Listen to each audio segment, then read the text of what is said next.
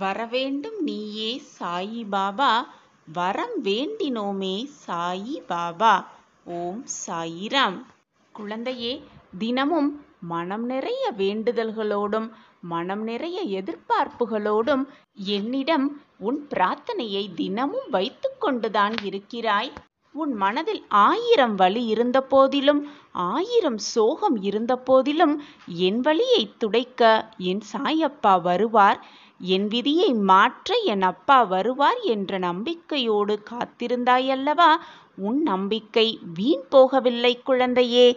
உன் நீண்ட நாள் பிரார்த்தனை நிறைவேறப் போகிறது. உனக்கான நல்ல செய்தி வந்துள்ளது என் குழந்தையே. இன்று இரவுக்குள் அதி அற்புதமான ஒரு அறிகுறி உனக்கு புரியும். இதை முழுவதுமாக கேட்டுப்பார். அது உனக்கு மட்டுமே புரியும் ரகசியம். எப்பொழுதுமே உன் சாயப்பா மீது நம்பிக்கையாகவும் பொறுமையாகவும் காத்திருந்த உன்னை நான் எப்படி கைவிடுவேன் என்று நீ யோசித்தாய். உன் வாழ்க்கையையும் உன் வழியையும் வெற்றி அடைய செய்வதற்காகவே உன் சாயப்பா உன் இல்லம் நோக்கி வந்திருக்கிறேன்.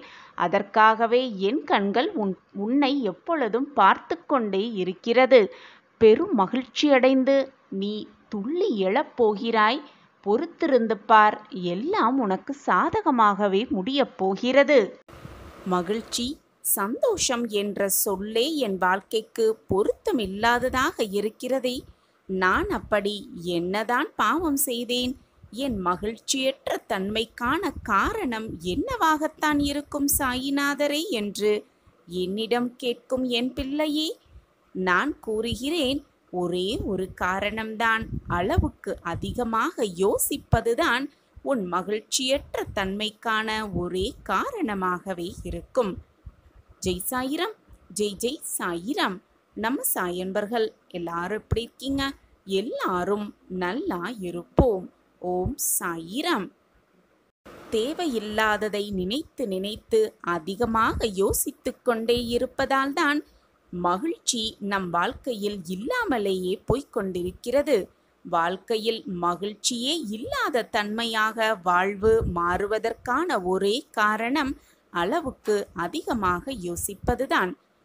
வருவது வரட்டும், போவது போவட்டும், நடப்பது நடக்கட்டும் என்று வாழ்ந்துவிட்டு போகலாமே. சாயப்பா இருக்க நமக்கு ஏன் மனக்கவலை?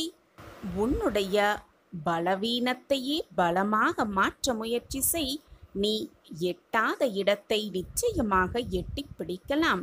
நடக்காது என்று நினைத்ததை நிச்சயமாக நிறைவேற்றிக் கொள்ளலாம். நம் வாழ்க்கையில் இதுவெல்லாம் நடக்குமா என்று நீ கேள்விக்குறியோடு பார்த்த அத்தனை விஷயங்களையும் நமக்கே உரியதாக்கிக் கொள்ளலாம். முதலில் பலவீனத்தை பலமாக மாற்றுவது எப்படி என்று கேட்கலாமா? ஒரு ஊரில் ஒரு இளைஞன் வாழ்ந்து கொண்டு வந்தான். அவன் குங்ஃபு கலையில் மிகவும் தேர்ச்சி பெற்று வல்லுநராகவே இருந்தான். அந்த கலையில் தன்னுடன் மோதுபவர்கள் எவராக இருந்தாலும் அவர்களுக்கு நேருக்கு நேராக மோதி வெற்றியை தன் வசமே ஆக்கிக் கொண்டான் அந்த இளைஞன். இந்த ஒரு செயலினால் அவன் மிக கர்வமாகவும் வாழ்ந்து கொண்டு வந்தான் அந்த ஊரில். அதே போல அதே ஊரில் மற்றும் ஒரு இளைஞன் வாழ்ந்து வந்தான். அவனுக்கு குங்ஃபு கலையை கற்றுக்கொள்வதில் மிக மிக ஆர்வம் அதிகமாகவே இருந்தது. ஆனால் அதை சொல்லித் தருவதற்கு யாருமே முன்வரவில்லை அந்த இளைஞனுக்கு. அவனிடம் ஒரு குறை இருந்தது. அந்த குறையால் தான் யாருமே அவனுக்கு அந்த கலையை சொல்லித்தர முன்வரவே இல்லை. அவன் தீர்க்கமாக ஒரு முடிவு எடுத்தவனாக ஒரு குருவிடம் போய், நான் குங்ஃபு பயில வேண்டும், பயின்று நல்ல விதமாக பயின்று நான் போட்டியில் பங்கேற்க வேண்டும், அந்த இளைஞனோடு போரிட்டு வெற்றியையும் அடைய வேண்டும் என்று அந்த குருவை பார்த்து சொன்னாராம். அந்த குருவோ அவனை ஏற இறங்க பார்த்துவிட்டு, என்ன இளைஞனே, உனக்கு ஒன்று புரிகிறதா? உனக்கு 2 கைகளுமே இல்லை. 2 கைகள் இருந்தாலுமே அந்த கலையை கற்றுக்கொள்வது மிக மிக கடினம். அப்படி இருக்கையில் 2 கைகளுமே இல்லாத உனக்கு நான் எப்படி கற்றுத்தர முடியும் என்று கேள்வி எழுப்பினாராம் அந்த குரு. இப்படி பல பேரிடம் அவன் போய் கேட்டும் கூட பல பேர் அவனுக்கு அவனுடைய நிலைமை பார்த்து ஏளனமாக பேசினார்களே தவிர யாருமே அவனுக்கு கற்றுத்தர முன் வரவே இல்லை. இப்படி நிறைய பேர்களிடம் கேட்டு கேட்டு அவன் மனம் சோர்வு அடைந்தாலும் அவன் மனதில் இருந்த நம்பிக்கை போகவே இல்லை. எப்படியாவது யாரிடமாவது இந்த கலையை கற்றுக்கொண்டு தேர்ச்சி பெற்று போட்டியில் வென்றே ஆக வேண்டும் என்ற தீர்க்கமான சிந்தனையோடு அவன் இருந்து கொண்டே இருந்தான். ஒரு நாள் ஒரு துறவியை சந்தித்தான் அந்த இளைஞன். அந்த துறவியிடம் போய் இதுநாள் வரை தன் வாழ்வில் நடந்தது அத்தனை குருவையும் சந்தித்தாலும் தன்னிடம் இருந்த குறையால் யாருமே கற்றுத்தர முன்வரவில்லை என்ற அனைத்து கதைகளையும் அவரிடம் தெள்ளத் தெளிவாக கூறினான் அந்த இளைஞன். எனவே நான் உங்களிடம் கேட்கிறேன், நீங்களாவது எனக்கு அந்த கலையை கற்றுத்தர முடியுமா என்று தாழ்மையோடு கேட்டுக்கொண்டான் அந்த இளைஞன் அந்த துறவியை பார்த்து.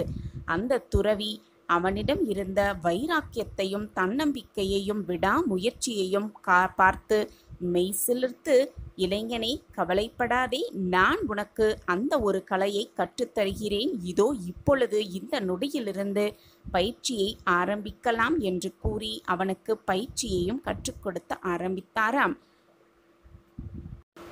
அந்த குங்ஃபு கலையில் நிறைய கலைகள் இருந்தாலும் அந்த துறவி அவனுக்கு ஒரே ஒரு முறையை மட்டும் சொல்லிக் கொடுத்து அதில் பயிற்சி பெற சொன்னாராம்.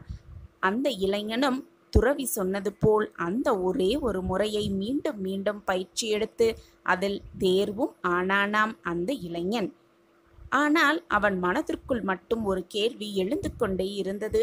இந்த கலையில் நிறைய முறை இருக்கிறதே, ஆனால் ஒரே ஒரு முறையை மட்டும் இந்த துறவி கற்றுக் கொடுத்து அதை மீண்டும் மீண்டும் பயின்று கொள்ள சொல்லுகிறாரே, ஏன் இப்படி சொல்கிறார் என்ற கேள்வி அவன் மனதில் எழுந்து கொண்டே இருந்தது.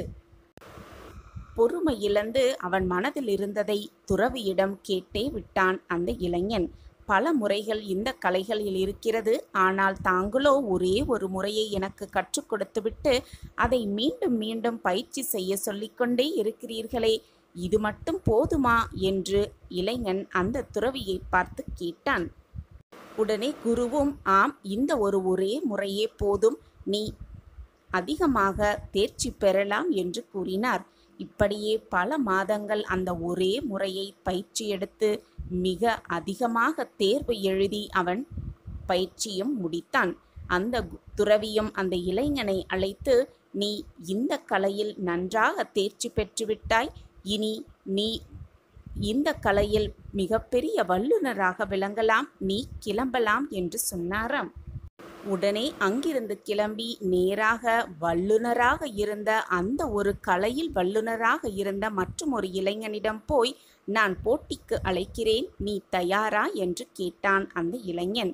உடனே கலையில் வல்லுநராக இருந்த இளைஞன், உன்னிடம் போய் நான் போட்டியிடுவதா, சரி வா பார்க்கலாம் என்று கூறி போட்டியும் ஆரம்பித்தார்கள். ஆனால் போட்டி ஆரம்பித்த சில நிமிடங்களிலேயே வல்லுநராக இருந்த அந்த இளைஞனை வீழ்த்தி தள்ளினான் இந்த புதிதாக ஒரு கை மட்டுமே இருந்த இளைஞன். தான் வெற்றி பெற்றதை தன்னாலேயே புரிந்து கொள்ள முடியாமல் திகைப்போடு நின்று கொண்டிருந்தான் ஒரு கை மட்டுமே இருந்த அந்த இளைஞன். அந்த ஆச்சரியத்தோடு மீண்டும் அந்த துறவியை பார்க்க கிளம்பினான் அந்த இளைஞன். அவரை பார்த்து, நான் ஒரே ஒரு கை மட்டுமே இருக்கும் இளைஞன், நான் எப்படி கலையில் வல்லுநராக இருந்த அந்த இளைஞனோடு போட்டியிட்டு வென்றியும் காட்டியிருக்கிறேன், இது எப்படி என்னால் சாத்தியமாயிற்று என்ற கேள்வியை அந்த துறவியிடம் கேட்டுவிட்டானாம் அந்த இளைஞன். உடனே அந்த துறவி, நீ கற்றுக்கொண்டது ஒரே ஒரு முறை, அந்த முறைதான் அந்த கலையிலேயே மிக முக்கியமான ஒரு முறை, அந்த முறையை தான் நீ மீண்டும் மீண்டும் பயிற்சி எடுத்து அந்த பயிற்சியில் வெற்றியும் பெற்றாய். அந்த இளைஞனோடு போரிட்டு இப்பொழுது அந்த கலையில் வல்லுநராக இருந்த அந்த இளைஞனிடமே வென்றும் இருக்கிறாய் என்று கூறினாராம் அந்த துறவி. அது மட்டுமல்லாமல் உன்னுடைய தன்னம்பிக்கையும் மனோ தைரியமும் தான் உனக்கு வெற்றியை பெற்று கொண்டிருக்கிறது. யார் ஒருவர் பலவீனத்தை தன்னிடம் இருக்கும் பலவீனத்தையே பலமாக மாற்றி காட்டுகிறார்களோ அவர்கள் நினைத்து கூட பார்க்க முடியாத, எதிர்பார்க்கவே முடியாத ஆச்சரியங்கள் நிச்சயமாக அவர்கள் வாழ்வில் நடக்கும். அதுதான் இப்பொழுது உன் வாழ்வில் நடந்திருக்கிறது என்று கூறினாராம் அந்த துறவி. மிகவும் சந்தோஷமாக தன்னிடம் இருக்கும் அந்த பலவீனத்தை பலமாக மாற்றி காட்டிய அந்த துறவிக்கு வணக்கம் செலுத்தினானாம் அந்த இளைஞன். நாமும் நம் வாழ்க்கையில் நம்மிடம் இருக்கும் பலவீனத்தை பலமாக மாற்றி வாழ்க்கையில் எப்படி உயர வேண்டும், வெற்றியை நம்பசம் ஆக்கிக் கொள்ள வேண்டும் என்ற தீர்க்கமான சிந்தனையோடு இருந்தால் நம் பலவீனத்தை கூட பலமாக மாற்றி வாழ்க்கையில் வெற்றியை நிச்சயமாக நம்பசம் ஆக்கிக் கொள்ளலாம். சாயப்பா இருக்க நமக்கு ஏன் மனக்கவலை? தாமதமாக நிறைவேறுகிறது என்றால் உனக்கான சந்தோஷம் மிக அதிக அளவில் காத்து கொண்டிருக்கிறது என்றுதான் அர்த்தம். அதைதான் நான் உனக்கு உணர்த்தி கொண்டே இருக்கிறேன். நீ எதிர்பாராத நேரத்தில், நீ எதிர்பார்க்காத நேரத்தில் நீ எதிர்பார்த்த அனைத்தையும் உனக்கு நடத்தி கொடுப்பதில் உன் சாயப்பாவிற்கு அத்தனை ஆனந்தம். உன் முகத்தில் அப்பொழுது வழியும் ஆனந்த கண்ணீரை பார்க்கவே நான் ஆவலோடு அந்த அற்புதத்தை உன் வாழ்வில் நிகழ்த்துவேன், நிச்சயமாக நிகழ்த்துவேன். என்னதான் நீ சிரித்த முகத்தோடு மகிழ்ச்சியாக இருப்பது போல் நடித்து கொண்டு மற்றவர்களுக்கு முன்னால் நின்றாலும் உன் மனதில் என்ன ஓடிக்கொண்டிருக்கிறது, உன் மனதில் என்ன இப்பொழுது நீ சிந்தித்து கொண்டிருக்கிறாய் என்பது உன் சாயப்பாவிற்கு தெரியும் தானே. எல்லோருக்குமே பிரச்சனைகள், கஷ்டங்கள், போராட்டங்கள் என்று வருவது சகஜம்தான். இந்த உலகத்தில் உள்ள அனைவருக்கும் பிரச்சனைகளும் சோதனைகளும் போராட்டங்களும் வந்து வந்து போய்கொண்டுதான் இருக்கும். ஆனால் அவர்கள் அதை எப்படி பார்க்கிறார்கள் என்பதில் பொறுத்துதான் அடங்கியிருக்கிறது அவர்களுடைய நிம்மதியும் மகிழ்ச்சியும். சில பிரச்சனைகளை எதிர்த்து நின்று போராட வேண்டும். சில பிரச்சனைகளை பொருட்படுத்தாமல் அப்படியே விட்டுவிட வேண்டும். சில பிரச்சனைகளை நன்கு ஆராய்ந்து அந்த பிரச்சனையிலிருந்து எப்படி மீள்வது என்பதை சிந்தனை செய்ய வேண்டும். இப்படி இருந்தால்தான் உன் மனதிற்கும் உன் வாழ்க்கைக்கும் ரொம்பவே நல்லது. முடியாத பிரச்சனைகள் என்றும் விடியாத இரவுகள் என்றும் எதுவுமே இல்லை இந்த உலகத்தில். எந்த பிரச்சனையோ என்ன ஒரு சூழ்நிலையோ எது வந்தாலும் சரி, உன்னால் முடிந்த அளவு அந்த பிரச்சனையிலிருந்து வெளியே வருவதற்கான வழியை ஆராய்ந்து கொண்டே இரு. அதை விடுத்துவிட்டு எனக்கு மட்டும் சோதனைகள் சூழ்ந்து கொண்டே இருக்கிறதே, என் வாழ்வில் வழியேற, வெற்றியடைய, பிரச்சனைகளிலிருந்து வெளிவர வழியே இல்லையா என்று எதிர்மறை எண்ணத்தோடு எதையுமே யோசிக்க முடியாமல் அப்படியே உட்கார்ந்திருந்தாயானால் எதையுமே உன்னால் சமாளிக்கவே முடியாது உன் வாழ்க்கையில். எந்த ஒரு சூழ்நிலையாக இருந்தாலும் அனைத்தையும் என்னிடம் அனைத்தையும் கொட்டிவிடு. உன் பாரத்தை எல்லாம் என்னிடம் சுமத்திவிட்டு உனக்கான வேலையை, உனக்கான அந்த ஒரு வேலையை செய்வதற்கான வழியை யோசித்து கொண்டே இரு. அனைத்தையும் நான் பார்த்து கொள்கிறேன். நீ எதிர்பார்த்த, நீ எதிர்பாராத அனைத்து விஷயங்களும் உனக்கு சாதகமாகவே ஒரு முடிவுக்கு வரும். அந்த முடிவும் உனக்கு நிரந்தரமான மகிழ்ச்சியையும் சந்தோஷத்தையும் தருவதாகவே இருக்கும். நீயே எதிர்பார்க்காதபடி உனக்கான நல்ல நிகழ்வை உன் வாழ்வில் நகர்த்தி காட்டி உனக்கான மகிழ்ச்சியை நான் ஏற்படுத்தப் போகிறேன். இது உன் சாயப்பாவின் சத்திய வாக்குதான். என் வாக்கு எப்பொழுதுமே பொய்யாகாது. உன் சாயப்பா இருக்க உனக்கு ஏன் மனக்கவலை? ஓம் சாயிராம், ஓம் சாயிராம். சாயிராம் சாயிராம். இந்த உலகத்தில் பார்த்தோன்னா நிறைய பேர், பலவிதமான மனிதர்கள் இருக்கவே செய்கிறாங்க. அவங்க எல்லாருக்குமே பலவிதமான பிரச்சனைகளும் இருந்துக்கிட்டு தான் இருக்குது. மனிதர்கள் ஒவ்வொரு போல மற்றொருவர் இருக்க மாட்டாங்க. அதே போல தான் அவங்களுக்கு இருக்கும் பிரச்சனைகளும் ஒருத்தவங்களுக்கு இருக்கிற பிரச்சனை மாதிரி மற்றவங்களுக்கு இருக்காது. ஒருவருக்கு பெரிதாக தெரியும் பிரச்சனை, இன்னொருத்தவருக்கு அது ரொம்பவே சுலபமான பிரச்சனையாக தெரியும். இப்படி அவங்க அந்த பிரச்சனையை எப்படி பார்க்குறாங்களோ அதை பொறுத்து தான் அந்த பிரச்சனையின் வீரியமே அடங்கி இருக்கு. வாழ்க்கையை மிக சுலபமாக கடக்க முடியும். வாழ்க்கையில் வாழ முடியும். வாழ்க்கையில் நிம்மதியை தேட தினமும் இப்படி மனபாரத்தோடு இருந்து உன் மனதை நீயே வருத்திக் கொண்டு எதையாவது சாதிக்கலாம் என்று நினைத்துக் கொண்டிருக்கிறாயா? அல்லது எதையாவது சாதிக்கப் போகிறாயா? உன்னையே நீ தாழ்த்திக் கொண்டு உன்னுடைய மனபாரத்தை எல்லாம் உன் சாயப்பா மீது முழுமையாக சுமத்தாமல் நம்பிக்கை இல்லாமல் இருக்கிறாய் என் குழந்தையே. என்னை நம்பு. நம்பிக்கையோடு எழுந்து வா என் அன்பு பிரியமே. சிறிது அளவும் கூட மற்றவர்களுக்கு எந்த ஒரு தொந்தரவு செய்யாமலோ மற்றவர்களுக்கு ஒரு தீங்கு இழைக்காமலோ உன்னுடைய வேலைகளை செய்து கொண்டே வா. மறந்தும் கூட மற்றவர்களை மனதை காயப்படுத்தி விடாதே. புலம்புகிறாய், என்னிடம் வந்து கண்ணீர் சிந்துகிறாய். என் அன்பு பிரியமே, கலங்காதே. உனக்கான பாதையை நான் உருவாக்கிவிட்டேன். அதை உருவாக்கிய பிறகு அதை உன் கண்முன்னே காண்பிப்பேன். நீ எதிர்பார்க்காத அற்புதத்தை எதிர்பாராத நேரத்தில் உன் கண்களுக்கு காண்பிப்பேன். அந்த அற்புதத்தை நிகழ்த்தியும் காட்டுவேன். அதற்கான முதல் அறிகுறியாக இன்று இரவுக்குள் ஒரு அதிசயத்தை நீ உணர்வாய். உணர்ந்து கொள்ளும் தருணத்தையும் நான் உருவாக்கிவிட்டேன்.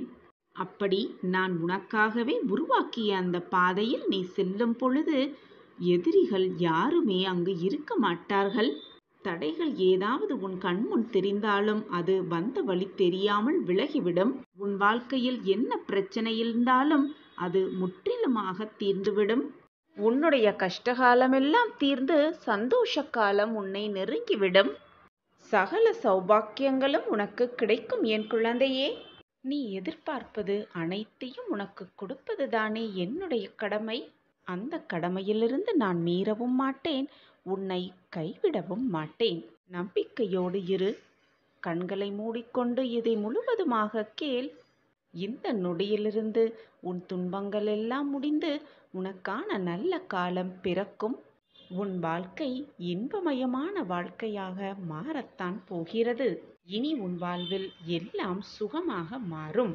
நீ வாழ்ந்து கொண்டிருக்கும் வீடு நான் வாழும் துவாரகா மாயியாக மாறிவிட்டது. இனி உன் இல்லத்தில் எப்பொழுதும் மகிழ்ச்சி பொங்கிக் கொண்டே இருக்கும். மங்கள நிகழ்வுகள் நிகழ்ந்து கொண்டே இருக்கும். உன் வாழ்க்கையிலும் உன் வீட்டிலும் இருளாக இருந்த அனைத்து பிரச்சனைகளும் உன்னை விட்டு நீங்கி வெளிச்சம் என்ற புது நம்பிக்கை உன் மனதிலும் உன்னை சுற்றி இருப்பவர்கள் எல்லோர் மனதிலும் பிறக்கத்தான் போகிறது. சந்தோஷமாக இரு என் குழந்தையே. இந்த நிமிடத்தை அனுபவித்து வாழ். வரப்போவதை நினைத்து பயப்படாதே. முடிந்ததை நினைத்து கவலைப்படாதே. இப்பொழுது இந்த நொடி எவ்வளவு அமைதியாக சந்தோஷமாகவும் வாழலாமோ அதை பற்றி மட்டுமே சிந்தனை செய். அடுத்த நொடி என்ன நடக்கும் என்பது இந்த உலகத்தில் உள்ள அனைவருக்குமே ஒரு சுவாரஸ்யமான ஆச்சரியமான நிகழ்வுகளாகத்தான் இருக்கும். எனவே நடக்கப் போவது எப்படி இருக்குமோ ஏது இருக்குமோ என்னாகுமோ என்று நீ யோசிக்க வேண்டிய அவசியமே இல்லை என் பிள்ளையே. உன் வாழ்க்கையில் இது நாள் வரை நீ காணாத சந்தோஷத்தை சந்தோஷமென்றால் இப்படியாயிருக்கும் என்று நீயே ஆச்சரியப்படும் அளவிற்கு சந்தோஷத்தை மிக ஆனந்தமாகவே அனுபவித்துக் கொண்டிருந்தாய். ஆனால் திடீரென்று ஒரு புயல் அடித்தது போல, பெரும் மழை வந்தது போல, பெரும் வெள்ளம் வந்தது போல உன் வாழ்க்கையில் மிகப்பெரிய புயல் ஒன்று தாக்கியது. இது நம் வாழ்க்கையில் நடக்குமா என்று நீ நினைத்து கூட பார்க்காத அந்த நிகழ்வு உன் வாழ்க்கையில் நடந்தேறியது. அந்த நிகழ்வு உன் வாழ்க்கையையே புரட்டி போட்டுவிட்டது. நம் வாழ்க்கையில் இப்படியாப்பட்ட ஒரு மாற்றம் வருமா என்று நீயே கண்கலங்கும் அந்த மாற்றம் உன் வாழ்வில் நிகழ்ந்தேறியது. இந்த ஒரு நிகழ்வு நம் வாழ்க்கையில் நிகழாமல் இருந்தால், அந்த ஒரு நிகழ்வு நம் வாழ்க்கையில் வராமல் இருந்தால் இந்த நேரம் நாம் எவ்வளவு மகிழ்ச்சியாக இருந்திருப்போம். ஆனால் அந்த நிகழ்வு நம் வாழ்க்கையில் எப்பொழுது நிகழ்ந்ததோ அந்த நிமிடத்திலிருந்து சொல்லவே முடியாத துயரத்தை அனுபவித்துக் கொண்டிருக்கிறோமே.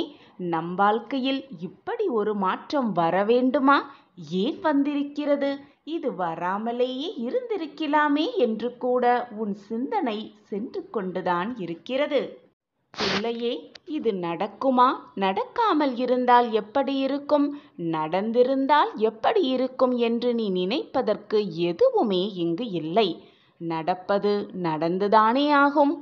உன் வாழ்க்கையில் நடப்பது அனைத்துமே ஏற்கனவே முடிவு செய்யப்பட்டதுதான், தீர்மானிக்கப்பட்ட ஒன்றுதான். ஏற்கனவே முடிவு செய்யப்பட்டதுதான் உன் வாழ்க்கையில் இது நாள் வரை நடந்து கொண்டிருந்தது, இப்பொழுது நடந்து கொண்டிருக்கிறது, இனியும் உன் வாழ்க்கையில் அப்படித்தான் நடக்கும். எல்லாவற்றுக்குமே ஒரு காரணம் இருக்கிறது. உன் வாழ்க்கையில் நடப்பதற்கு ஒரு காரணம் இருக்கிறது, நடக்காமல் இருப்பதற்கும் ஒரு காரணம் இருக்கிறது, இனி நடக்கப் போவதற்கும் ஒரு காரணம் இருக்கவே செய்கிறது. நடப்பது எதற்குமே நீ காரணகர்த்தா ஆகிவிடவும் முடியாது, எதற்குமே நீ பொறுப்பாளியாகவும் ஆகிவிட முடியாது. ஏனென்றால் நடப்பது அனைத்தும் என்னுடைய பார்வையில்தான் நடந்து கொண்டிருக்கிறது. நடந்ததை மாற்றவும் முடியாது, நடந்து கொண்டிருப்பதையும் மாற்ற முடியாது, இனி நகரவிருப்பதையும் உன்னால் எதையுமே செய்து மாற்றவே முடியாது. ஏற்கனவே முடிவு செய்யப்பட்டதுதான் நடந்து கொண்டிருக்கிறது என்பதுதான் உண்மையிலும் உண்மை. என் அன்பு பிள்ளையே, நடக்குமா என்று நீ நினைத்தது நடக்குமா என்பது உனக்கு இப்பொழுது தெரியாது. ஆனால் நடக்கும் போதுதான் உனக்கு தெரியும். ஏன் அது அப்பொழுது நிகழவில்லை, இப்பொழுது ஏன் அது நிகழ்ந்து கொண்டிருக்கிறது என்பது உனக்கு அந்த நேரத்தில் தெள்ள தெளிவாக புரியும்படி நான் உனக்கு வழிவகை செய்வேன். இனி நடக்குமா நடக்காதா, கிடைக்குமா கிடைக்காதா, நம் வாழ்க்கையில் ஏற்றம் வருமா வராதா என்று உன் சிந்தனையை தவிக்க விட்டு கொண்டே இருக்காதே. நடக்க வேண்டியது சரியான நேரத்தில் நடக்கும், கிடைக்க வேண்டியது சரியான நேரத்தில் கிடைக்கும், உனக்கு வர வேண்டியது சரியான நேரத்தில் வந்தே தீரும். அனைத்திற்கும் சாட்சியாக உன் சாயப்பா உன்னோடு இருக்கும் வரை தேவையில்லாத பயம் உன் மனதில் எழ வேண்டிய அவசியமே இல்லை. நான் அனைத்திற்கும் சாட்சியாகவும் காரணகர்த்தாவாகவும் இருந்து கொண்டிருக்கிறேன். என்னை மீறி உன் வாழ்க்கையில் எந்த தவறும் நிகழும்படி நான் விட்டுவிடவும் மாட்டேன். சாயப்பா உன்னோடு இருக்கும் வரை தேவையில்லாத பயமோ குழப்பமோ உன் மனதில் வேண்டவே வேண்டாம். இந்த யுத்தத்தில், இந்த யுகத்தில் நீதான் ஜெயிக்கப் போகிறாய். நீதான் வாழ்க்கையில் பிரகாசமாக வாழப் போகிறாய். எனவே எதற்கெடுத்தாலும் சந்தேக கண்ணோடு பார்க்காதே. இது நம் வாழ்வில் நடக்கும், நடப்பது அனைத்தும் நன்மைக்கே. சாயப்பா நமக்கு கொடுப்பது அனைத்தும் நன்மையாக இருக்கும்படிதான் கொடுப்பார் என்ற தீர்க்கமான சிந்தனையை உன் மனதில் எழ வைத்துக்கொள். உனக்கான பிரம்மாஸ்திரத்தை நான் உனக்காகவே கொடுப்பேன். நீ உன் வாழ்க்கையில் வென்று காட்டுவாய், ஜெயித்து காட்டுவாய். வாழ்க்கையில் போராடி வெற்றி அடைவதற்கான அத்தனை வழிகளையும் நான் உனக்கு கொடுத்து கொண்டே இருப்பேன். சாயப்பா இருக்க உனக்கு ஏன் மனக்கவலை? உன் வாழ்க்கையில் நீ நிறைய சோதனைகளை அனுபவித்து விட்டாய். நீ பட்டதெல்லாம் போதும் என் குழந்தையே. உன்னுடைய ஆசைகளெல்லாம் கனவாகியே போய்விடாது. அதை பல மடங்காக திருப்பித் தருவேன் உன் சாயி தேவா. மற்றவர்களுக்கு துரோகம் நினைப்பவர்களும் மற்றவர்களுக்கு கெடுதல் நினைப்பவர்களும் நன்றாக இருப்பது போல் தோன்றினாலும் அவர்கள் காலையில் பூத்து மாலையில் வாடும் பூ போன்றவர்கள். இப்பொழுது உள்ள மேன்மையிலிருந்து விரைந்து கீழே தள்ளப்படுவார்கள்.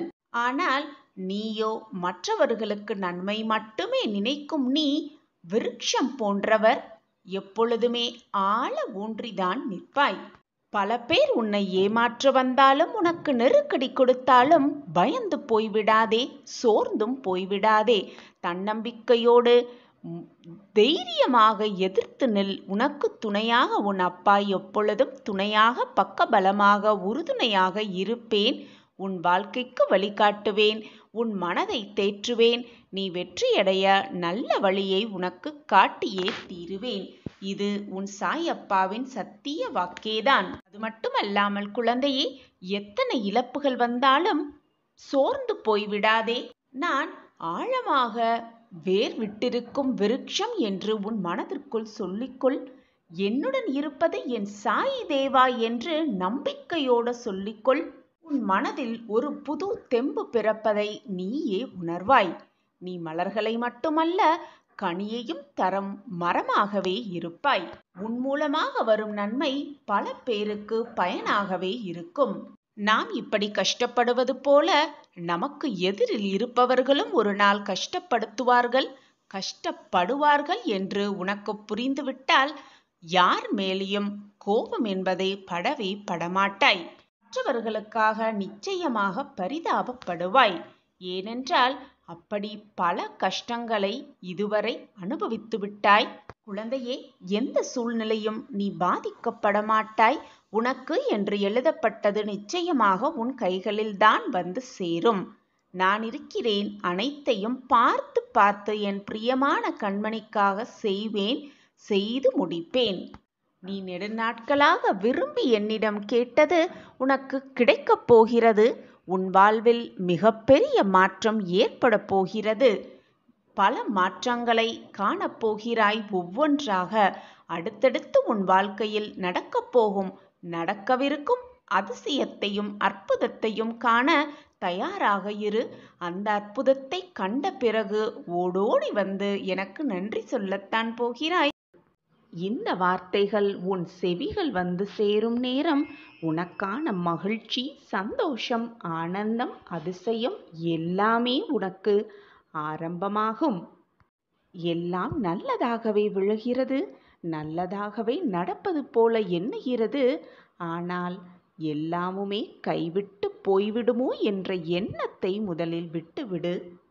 சற்று பொறுமையாக இரு. உனக்கானது என்று எழுதப்பட்டது, உனக்கானது என்று தீர்மானிக்கப்பட்டது உன்னிடம் வந்து சேர்ந்தே தீரும். ஏனென்றால் அதில் உன் பெயர்தான் எழுதப்பட்டிருக்கும். அது வேறு யாரையும் சென்று அடைய சாத்தியமே இல்லை.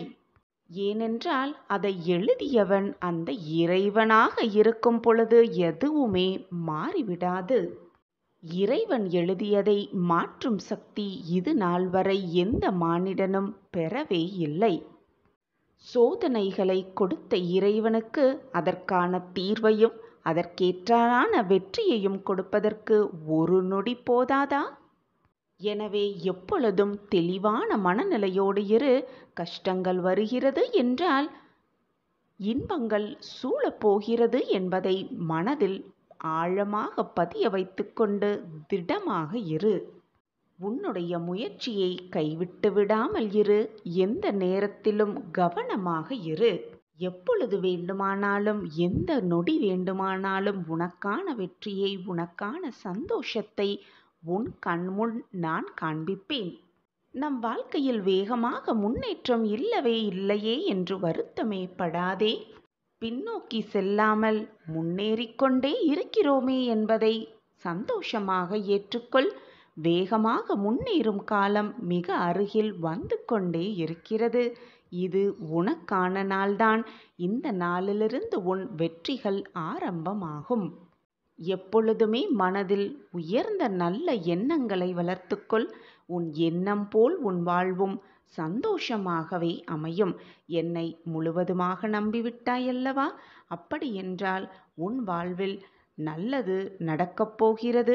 நல்லது மட்டுமே சூழப்போகிறது. நல்லது மட்டுமே உன் வாழ்வில் நிரந்தரமாக இருக்கப் போகிறது என்பதுதான் நிச்சயமான உண்மை. நான் உன்னுடன் இருக்கும் பொழுது தேவையில்லாமல் பயமோ குழப்பமோ உனக்கு வேண்டவே வேண்டாம். நீ விரும்பிய வாழ்க்கையை வாழத்தான் போகிறாய். உன்னோடு நான் இருப்பதை உணர்ந்து கொள்ளும் நேரமும் உனக்கு கூடிய விரைவில் வந்துவிடும். நான் இருக்கும் வரை நீ எதற்குமே கலங்க வேண்டிய அவசியமே இல்லை. ஏனென்றால் நான் தான் உன்னோடு இருந்து கொண்டே இருக்கிறேனே. நான் உன்னுள்ளேயே இருந்து கொண்டிருக்கும் பொழுது உன் மனதில்தான் ஏன் இத்தனை பயமும் போராட்டமும்? வாழ்க்கையில் கஷ்டங்கள் வலிமையானதுதான். ஆனால் அதைவிட மிக மிக வலிமையானது நீ வாழும் வாழ்க்கை என்பதை தீர்க்கமாக நம்பு. ஆசையில்லாத முயற்சியால் பயனே இல்லை. முயற்சியில்லாத ஆசையால் பயனும் இல்லை. எனவே முயன்று கொண்டே இரு, ஓடிக்கொண்டே இரு, போராடிக்கொண்டே இரு. உனக்கான வெற்றி உன்னை வந்து சேரும். எந்த ஒரு சூழ்நிலையாக இருந்தாலும் பொறுமையாக இரு என்று நான் மீண்டும் மீண்டும் உனக்கு வலியுறுத்திக் கொண்டே இருக்கிறேனே. எதற்காக தெரியுமா பிள்ளையே? எதற்குமே பயப்படாதே. அது மண்ணில் விழுந்த விதையின் குணம். அந்த குணம்தான் உன்னில் இருக்கிறது. அதனால்தான் எந்த சூழ்நிலையிலும் நீ பொறுமையை கடைப்பிடித்துக் கொண்டே இருக்கிறாய். அதற்காக நீ கவலைப்பட வேண்டிய அவசியமே இல்லை.